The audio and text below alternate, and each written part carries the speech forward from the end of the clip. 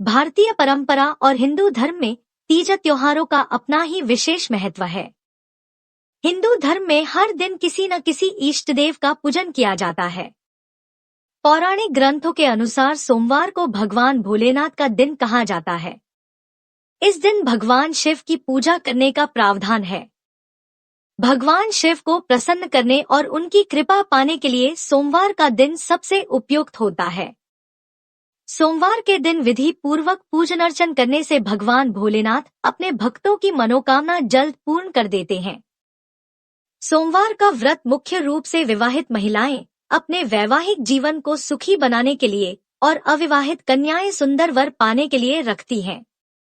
ज्योतिष के अनुसार सोमवार व्रत 4 प्रकार से किया जाता है। आमतौर पर शिवभक्त प्रति सोमवार व्रत, प्रदोष व्रत, सावन सोमवार व्रत और 16 सोमवार व्रत रखते हैं। इन सभी व्रत से भोले भंडारी जल्द प्रसन्न हो जाते हैं। इन चारों व्रतों के लिए शिवजी की विधिपूर्वक पूजा की जाती है और व्रत कथा पढ़ी और सुनी जाती है। प्राचीन काल की बात है, एक गांव में एक साहूकार रहता था। साहूकार धनी था, उसके पास अथाह धन दौलत थी, लेकिन उसके कोई संतान नहीं थी। साहूकार अपने वंश को लेकर सदैव चिंतित रहता था। साहूकार भगवान शिव को प्रसन्न करने के लिए सोमवार को व्रत रखता था और व्रत के दौरान वह विधिपूर्वक शिव पार्वती की पूजा और शाम को शिवलिंग पर दीपक जलाता था।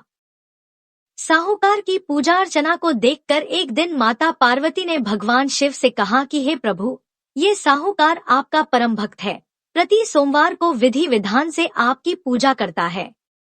मुझे लगता है कि आपको उसकी मनोकामना पूर्ण करनी चाहिए। शिवजी ने पार्वती की बात सुनकर कहा कि हे गौरी, ये संसार एक कर्मक्षेत्र है। जैसे एक किसान अपने खेत में बीज बोता है तो कुछ वक्त बाद उसे पेड़ मिलता है, उसी तरह इस संसार में आदमी जैसा कर्म करता है उसे उसका फल भी वैसा ही मिलता है। लेकिन माता पार्वती ने भोले भंडारी से दोबारा आग्रह किया और कहा कि हे नाथ, फिर भी आप इसकी मनोकामना को पूर्ण कर दीजिए, यह आपका परम भक्त है। अगर आप अपने भक्तों की इच्छा को पूर्ण नहीं करेंगे तो वो आपकी पूजा आराधना क्यों करेंगे?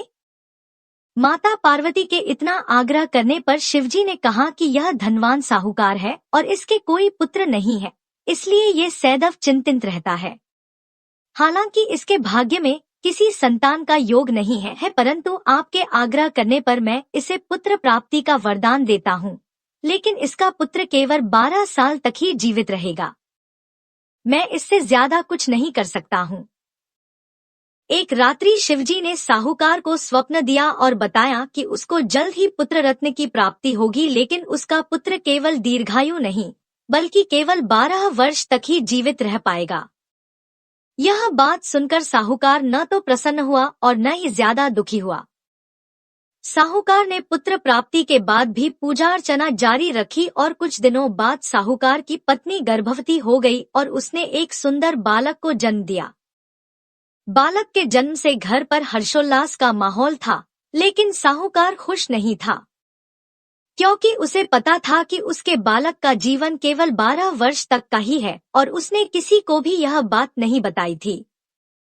जब साहूकार का बालक 11 वर्ष का हुआ तो साहूकार की पत्नी से बालक के विवाह की बात साहूकार से कही, लेकिन साहूकार ने बालक शादी से इनकार कर दिया और उसके शिक्षा के लिए काशी भेज दिया। साहूकार ने बालक के मामा को बुलाया और पैसे देकर उन्हें बालक के साथ काशी जाने का आदेश दिया। साहूकार ने मामा भांजे से कहा कि वह काशी जाते समय रास्ते में यज्ञ करते हुए और ब्राह्मणों को भोजन कराते हुए जाएं। दोनों मामा भांजे ने ऐसा ही किया। काशी जाते वक्त जिस रास्ते से मामा भांजे गुजर रहे थे उसका राजा अपनी पुत्री का विवाह एक ऐसे राजकुमार से करवा रहा था जो काना था। दुल्हे का पिता इस बात से चिंतित था कि अगर दुल्हन पक्ष को पता चला गया तो राजकुमारी विवाह के लिए मना कर देगी।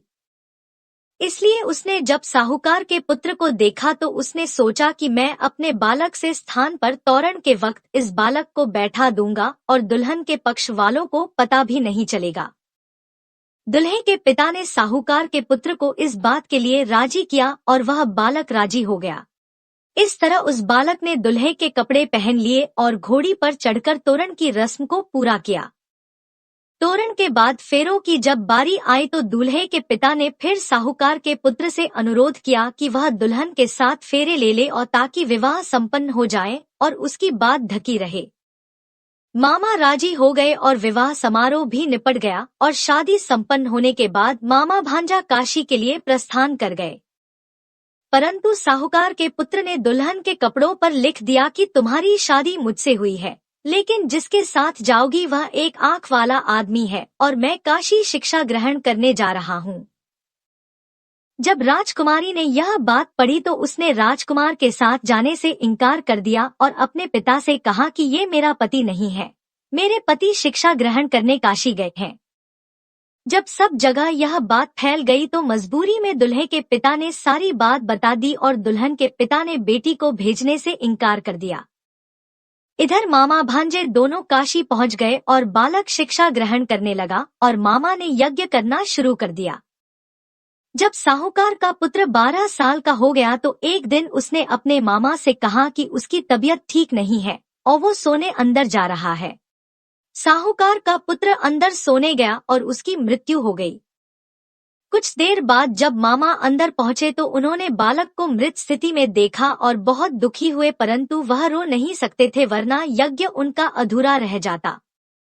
इसलिए मामा वापस जाकर यज्ञ करने लगे और यज्ञ पूरा करने के बाद और ब्राह्मणों को भोजन कराने के बाद मामा अपने मृत भांजे को देखकर रोने लगे। उसी वक्त उसी मार्ग से शिव पार्वती गुजर रहे थे। माता पार्वती ने किसी के रोने की आवाज सुनी तो शिवजी से कहा कि हे प्रभु, कोई मनुष्य रो रहा है, चलो उसके दुख को दूर करते हैं।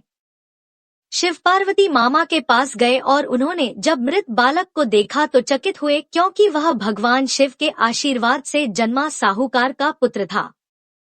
माता पार्वती ने कहा कि हे नाथ, ये तो साहूकार का पुत्र है जिसको आपने केवल 12 साल तक ही जाने का वरदान दिया था, इसलिए वह 12 साल की उम्र में मृत्युलोक चला गया। पार्वती ने मृत बालक को देखा तो दया आ गई और शिवजा से कहने लगी कि प्रभु, आप एक बार इस बाल को जीवन दान दे दीजिए वरना इसके माता पिता जीते जी मर जाएंगे। माता पार्वती के कई बार आग्रह करने पर शिवजी ने उनकी बात मान ली और जीवन दान दे दिया। साहूकार का पुत्र जीवित हो गया और मामा भांजे अपने घर की ओर प्रस्थान कर लिए। रास्ते में साहूकार का पुत्र उसी शहर से गुजरा जहां उसका विवाह हुआ था। दुल्हन के पिता ने बालक को पहचान लिया और मामा भांजे को लेकर महल आ गए। दुल्हन के पिता ने एक समारोह किया और अपनी पुत्री को साहूकार के पुत्र के साथ भेज दिया। जब साहूकार का बालक अपने घर पहुंचा तो उसके माता पिता छत पर बैठे थे। वो सोच रहे थे कि अगर उनका पुत्र सही सलामत वापस नहीं लौटता है तो वे इसी छत से कूदकर जान दे देंगे। उसी समय मामा वहां गया और उसने बताया कि उनका पुत्र जीवित और विवाह करके वापस लौटा है।